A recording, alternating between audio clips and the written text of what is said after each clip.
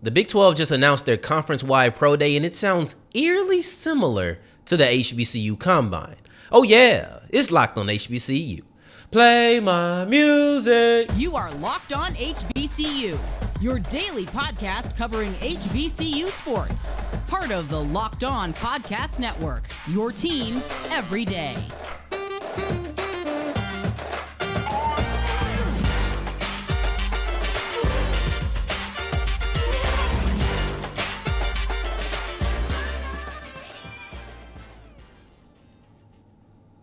What's going on, family? Welcome back to another episode of the Locked on HBCU podcast, your number one daily one-stop shop for everything HBCU athletics, Monday through Friday, part of the Locked On Podcast Network, your team every day. And now, of course, Sam Darian Gray, a.k.a. the Mouth of the South, Texas Southern alum and former TSU Herald Sports editor. Thank you for going on this journey with me, making Locked on HBCU your first listen of the day every day. Remember, just because the mic cuts off doesn't mean that the journey's over. No, charge it up. Just means it's time to follow me on Twitter at South Exclusives right there at the bottom of the screen. Or if you're on the audio side of things, don't forget the S on the end of South Exclusives. Follow me there. Subscribe to the podcast. Y'all know the drill. All right. Norfolk State, they had a revenge tour on their way to their first NCAA tournament bid in over 20 years. The SWAC schools, who both had to play in the first four, unfortunately, were just overwhelmed in these matchups. Before we get into any of this, though, the HBCU Combine should pat themselves on the back. I feel like they are truly ahead of their time. They were really the first of their kind, and we'll get to that quote in a second. But the Big 12 has just announced a conference-wide pro day that can't help but make me think of the HBCU Combine. I'm not going to go Soulja Boy mode where he stole mine bar for bar, but I will say there are a lot of similarities within this, which makes the quote of first of its kind a little bit funny to me, but I'll say why they can actually do that. So the Big 12 is partnering with the NFL to have a conference-wide pro day. It's going to be in Frisco, Texas, I think next year. I think it's going to happen in 2024 for the first time. That makes me think of three events, two of which have already happened, one which I guess is kind of right along the same timeline as the Big 12. But the first one is the HBCU Combine, which we will relate it to as we continue. The other one is the Mississippi HBCU Pro Day, where Alcorn, Jackson State, Mississippi Valley in 2022 were all out there. And it was kind of like JSU had the attention with Dion. The hope is that it trickles down. It was a great event. I don't know if the Big 12 with Texas and Oklahoma leaving have a brand that's going to just stand so far above the other ones at a moment. I don't think so. There's not that big wave I see. But you know what? That might not be the reason anyway. Then you look at the Louisiana Pro Day. That's the Saints putting on a pro day for some of the smaller schools within the state. I think it's great. But all of these group pro days, aside from the Mississippi HBCU one, because those happen at the same time, the Combine and the pro day, all of these are children of the HBCU Combine to me. And if we're going to be honest, the Combine is just the pro day with less emphasis on the school. It's more emphasis on individuals than actual school pride. That's the only difference between the Combine. Drill's the same. You get to actually work with some of your individual people. You know, like it's more specified when we're talking about pro days, but it's really the same stuff, honestly. So when I look at this Big 12 pro day, I compare it, but they say it's the first of its kind. Let me put the air quotes, first of its kind. We're going to put air quotes, hard air quotes on that. And the reason I think it's funny, and trust and believe, I don't want props. I'm not looking for credit. I didn't come up with it, right? So I have no stake in it, but I'm speaking to you. And when I'm speaking to you, a fellow HBCU lover, a fellow person who maybe you're over here because of the Big 12, I don't know, but you want to know about this and why I would say this. So I'm just going to tell you, I do believe there is some influence from the HBCU Combine. Won't get no credit for it, not tripping about that. So let's get into the distinctions. Why can the Big 12 Pro Day say that they're a first of its kind without lying? The reason they can say that is, one, HBCUs are not a conference, right? That's not a conference. Big 12 is a conference, and they're branding themselves as a conference pro day. The other part is a combine is not a pro day. I talk about how similar they are, and they are. However, it's not a pro day technically. So this is a first group conference pro day. The Big 12 isn't lying, but I see the influence all over it. Let's go through it check by check, right? Grouping with a bunch of events. that are the same, the 40s, the shuttles, the positional drills, the vertical, the broad. I'm talking about those, not just people coming together to run around, but actual grouping of multiple players from different schools doing the combine/pro day events. The HBCU Combine did that in 2021. Been seeing that, right? We already seen that 2 times at this point. The Big 12 is doing the same exact thing. They're partnering, the Big 12 Pro Day is partnering with the NFL.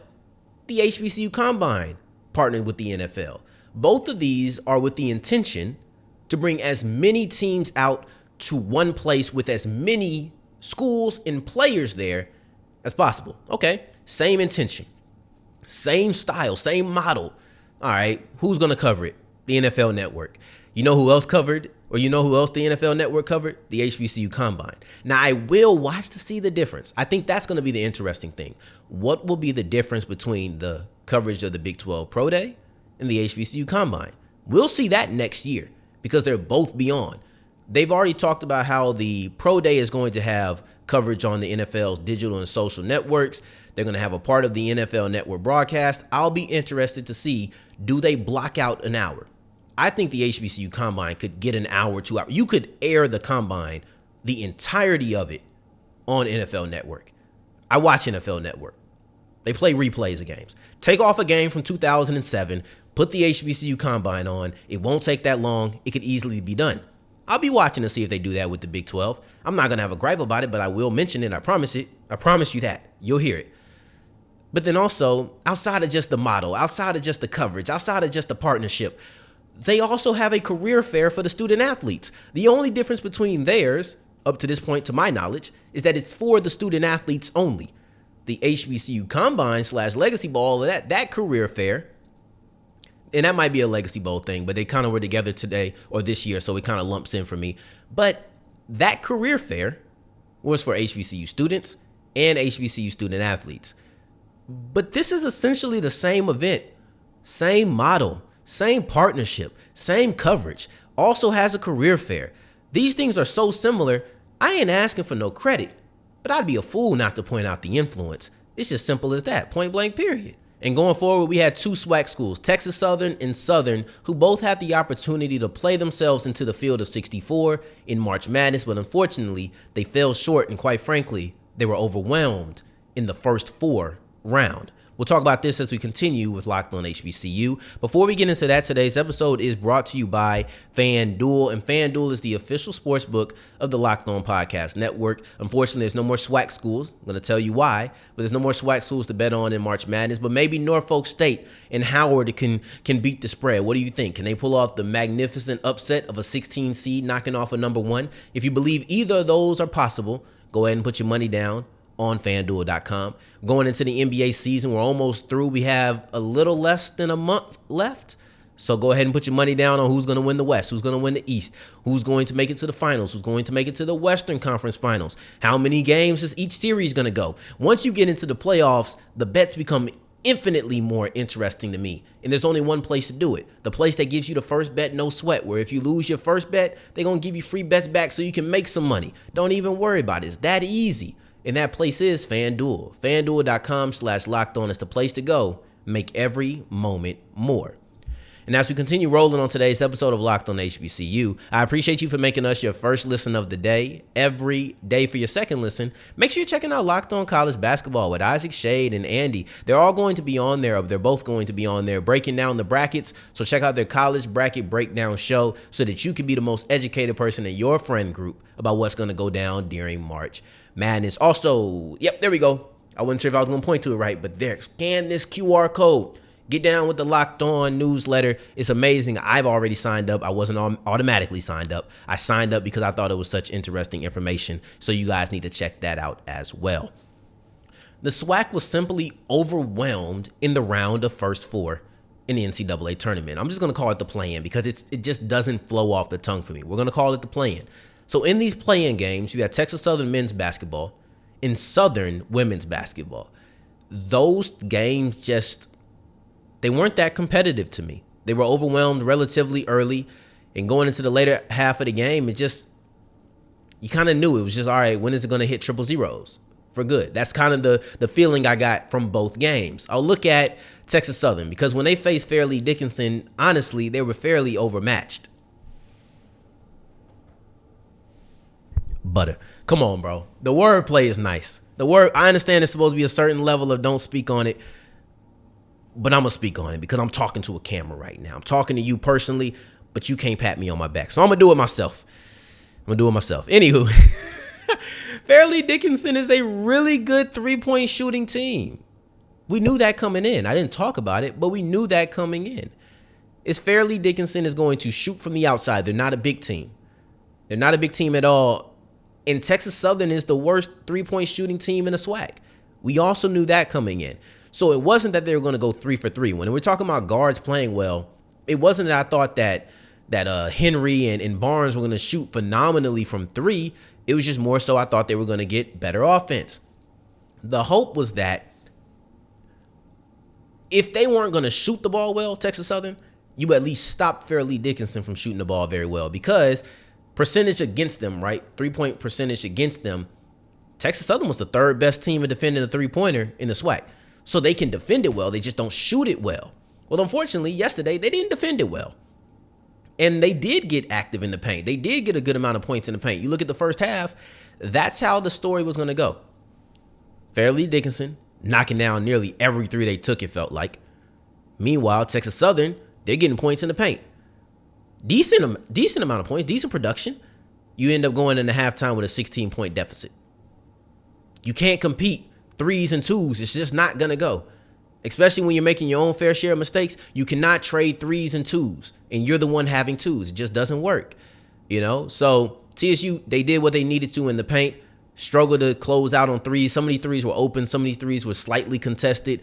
There were some deeper 3s. It's like, okay, you maybe didn't think they were going to shoot from back there. But the commentators were talking about it. This is a difficult offense to see only once a year. Maybe if you see it more often, you can figure it out. But once a year, the first time, it's always going to be difficult. And unfortunately, TSU just wasn't able to get it done. Now, the Southern Lady Jaguars, they didn't lose because of 3-point shooting. And that wasn't their downfall. Their downfall was they couldn't stop the star. Pryor had a really good game. She nearly had a triple-double. She only had 11 points, so I guess they did that right, maybe. But overall, it just didn't feel like Southern successfully accomplished anything they set out to do on the Ny'Carea part. Did I say that right? Ny'Carea? Ny'Carea. Man, I'm just going to call her Pryor because that one is tripping me up again. But Pryor is somebody who you knew you were going to have to stop. Player of the year in the conference. Defensive player of the year in the conference. You knew you were going to have to deal with her at some point. And she had 11 points. 10 assists, and then she also had 8 rebounds. You didn't do a good job boxing her out, which is something that Coach Funches said was a point of emphasis. Didn't really successfully do that. And yes, you held Pryor to only 11 points. I'll give you that. But she also had 10 assists, so it's not like her offensive output stopped at just scoring the basketball. She was responsible for over 30 points. This was a really good performance by Pryor. I'm not going to take anything from her. The SWAC was just overwhelmed by the NEC. You look at Southern's, and it wasn't just Pryor, because Sacred Heart had 3 players who actually went into double digits to Southern's only 1. It was just overwhelmed by the amount of scores that Sacred Heart put on the floor. It wasn't a good day for Southern. It wasn't a good day for Texas Southern. Quite frankly, it just wasn't a good day for the SWAC. The NEC had their number this time. They were overwhelmed and outmatched. Who knows? Maybe if they played again, it would be different, but they don't get that chance. It's a 1-game elimination. Playing into the field of 64. You got stuck in the field of 68 this time, unfortunately. But going forward, we have a team who is in the field of 64, and that's Norfolk State women's basketball. And they had a revenge tour that they had to go through in order to get there. Let's dive in and take a trip down that road as we continue with Locked on HBCU. And that's wrapping up today's episode of Locked on HBCU. I appreciate you for making us your first listen of the day, every day, and making it all the way to segment 3. Thank you 2 times for that. I really do appreciate it. Norfolk State went on an absolute revenge tour on their way to their first NCAA tournament bid in over 20 years. Now, the Lady Spartans, they went 11-3 in the regular season in the MEAC. and they avenged every single one of those losses. Now, I don't want to try to hype it up and make it seem like not being swept is such a big deal. Like everybody gets swept. That's not the case. There's multiple teams who don't get swept in a given season, right? The 3 teams that they played against, they didn't get swept. Like it's situations like that. The three teams that they lost against, right? They didn't get swept by Norfolk either. So I don't want to make it seem like it's a badge of honor, but it's a fact of how they lost in some situations, how they came back in certain situations, and in every situation, it was about who they beat. These teams they lost to were no scrubs. Norfolk State was the number 1 seed in the MEAC tournament on the women's side. But the teams they lost to, North Carolina Central, Howard, Morgan State, they were 2, 3, and 4. So you got to remember that. We're going to go step by step. So against Morgan State, that was their first loss of the season. Morgan State gave Norfolk State their first loss of the season, and at that time, Morgan State was the unstoppable team. At that time, Morgan State was the team that was undefeated. They were the last undefeated team in the MEAC. We talked about it. They were actually the last undefeated women's basketball team in all of Division I HBCU basketball. Okay. But then they had to run into Norfolk State a second time. And then that's when their O was gone. And it actually led to a spiral. They ended up losing 4 games in a row. It was crazy. It's almost like Norfolk State broke them and they just couldn't recover. I don't know what happened. I don't know if that was the exact case, but I do know that they lost a bunch of games in a row after Norfolk beat them. So, and it wasn't close. Norfolk State beat Morgan State 74-37. That's a margin of victory of 37 points. In the other 3 games that Morgan State lost all year, they lost by a combined 15 points. 37 in one game to Norfolk State. 15 total points to their other 3 losses. That's ridiculous. Now you look at North Carolina Central. North Carolina Central, this isn't the most special, but they did beat them. They came back. Norfolk State beat them the second time, but it's not really about that because they didn't hang up a bunch of points on them. They didn't beat them by a large margin the second time. The third time they did. And it's more so about the fact that that was the semifinal matchup. You had to once again avenge a loss, get revenge, or however you want to phrase it. You had to make up for a loss that you had in the regular season. Even if you maybe felt like you did that already, you're on a mission. You got to go against a team that knows what it feels like to beat you. And there's only 3 teams that feel that way. So that was a big deal to me. The third and final team was by far the most sweet, right? And I'm not a Norfolk State alum. I'm not a Norfolk State fan. Y'all know me. I'm big SWAC over here. That's just Texas Southern. That's my allegiance. But I can only imagine being a Norfolk State Spartan, specifically a women's basketball player, or even a men's basketball player. We'll get to that at the end. Howard beat Norfolk State in the last game of the season. That's enough reason to want to get revenge in the finals. That's enough. But more than the last game of the regular season, what about the last game of 2022? What about that? That was the finals matchup versus Howard, and you lost that game.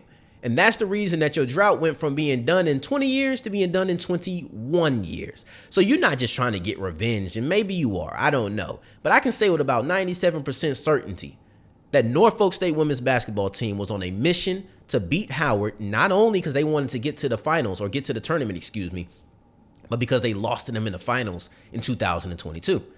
And maybe just to add a little cherry on top of it all, just to make it the most sweet that you possibly can. You hated that this happened, but it did. Norfolk State and Howard faced off in both the men's and women's final. The men's final came first, and Howard won. So not only did you get to avenge your loss at the end of the regular season, not only did you get to avenge your loss in the finals of 2022, you also got to avenge the loss of your men's basketball team just a couple of minutes before, just about an hour before, when you saw them lose, because I know you were probably watching the game in some capacity, checking it out. You know they lost, and you kind of defended school pride on that day because it was no way you're going to allow Howard to sweep you in the finals in a matter of 5 to 6 hours. Child, please. In the word of Chad Johnson, Chad Ochocinco, child, please. Ain't no way we letting that go down. So I thought that was probably the most sweet revenge that you could have got on this tour, but you definitely got it done. And one little bit of irony before we get out of here, Howard and Norfolk State both faced off in the men's and the women's final of the MEAC tournament. And in both of these games, the team that won broke a drought of over 20 years, making it to the NCAA tournament. Just a little Snapple fact for you before we get out of here. I do appreciate you for making us your first listen of the day every day. For your second listen of the day, make sure you're checking out Locked On College Basketball for everything you need around the sport. And Isaac and Andy are going to break down the college brackets. So make sure you're checking out the College Bracket Breakdown show so you can be the smartest person in your friend group when it comes to the tournament. Now, in the meantime, in between time, if you're looking for me, you can find me on Twitter at South Exclusives. It's still right there. Y'all see it. Don't forget the S on the end. In the meantime, in between time, till next time we hear each other, family, take care. Stay blessed. Peace.